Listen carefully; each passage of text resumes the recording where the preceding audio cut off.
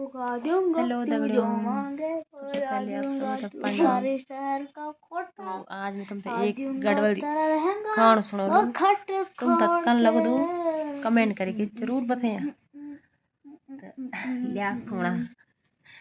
मैं पहाड़ों को बसी तू दिल्ली रोने वाली, मैं पहाड़ों को बसी तू दिल्ली रोने वाली, मैं दर को पानी वालू तू बिसलेरी वाली, मैं दर को पानी वालू तू बिसलेरी वाली, नी होंदू इन मिलन करी न छीन अनाड़ी, तू देशवाली मैडम छे मैं चोरा ठेठ पाड़ी, पहाड़ों को बसी तू दिल्ली रोने वाली, मैं धर को पानी वालू तू बिसलेरी वाली, यक भयो बर बड़ा चन यक सना बाटा गाटा, तक पिज बर्गर मंगांदा यक कोद जंगोरू आटा,